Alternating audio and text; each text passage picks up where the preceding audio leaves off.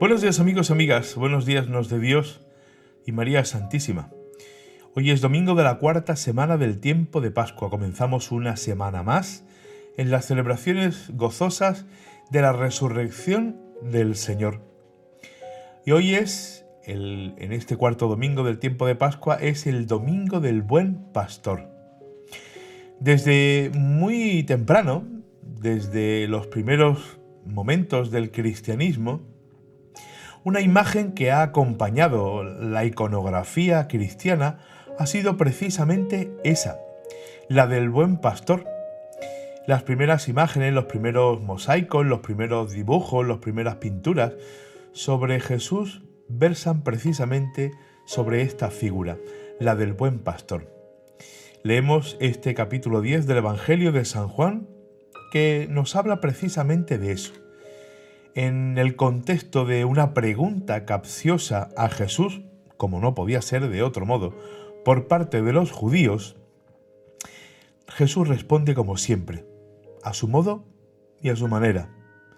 Oye, ¿eres tú realmente el Mesías que nos tienes en ascua? ¿Eres tú el Mesías? No es lo que leemos hoy, pero sí leemos la respuesta que Jesús le da, o parte de la respuesta que Jesús le da, en la que dice que Él es el pastor y nosotros somos sus ovejas. Y que si los judíos no pertenecen al rebaño de Jesús, no es porque Jesús no quiera, es porque los que tiene enfrente, esos que tienen que escuchar, no escuchan. Esos que tienen que aceptarlo como Mesías y el Señor y el enviado de Dios, no lo aceptan, no quieren aceptarlo. Por eso Jesús les dice que ellos no son de su redil, que ellos no son de sus ovejas porque no están abiertos a la fe. La fe no la tenemos que contemplar como algo que yo determino lo que es, en qué consiste y cuáles son los criterios que tengo que tener a la hora de creer. No, es justamente otra cosa. Porque quien pone los criterios, quien dice cómo tiene que ser, quien dice qué es lo que es realmente, no somos nosotros, es Jesús, es el buen pastor. Y nosotros, como las ovejas, oímos la voz del pastor, oímos la voz de Jesús, la escuchamos y abrimos nuestro corazón para que esa palabra penetre en nuestra vida. En eso consiste la fe, en escuchar la voz del pastor, la voz de Jesús, dejarnos atrapar por esa voz, por esa palabra, dejar que esa palabra llene de vida nuestra existencia y después seguirle.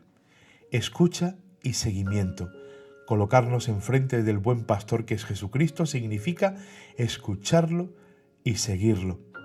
Y en la medida en que lo hagamos, tendremos una libertad tremenda, una libertad absoluta, como la que tienen los discípulos en la primera lectura en el libro de los Hechos de los Apóstoles, cuando los judíos, a quienes les está predicando Pablo, los judíos le dicen que ¿por qué? Que no tiene que... Y Pablo, con esa libertad que le da el seguimiento de Jesucristo, le dice, es que no podemos hacer otra cosa más que predicaros a Cristo. Es que no podemos hacer otra cosa.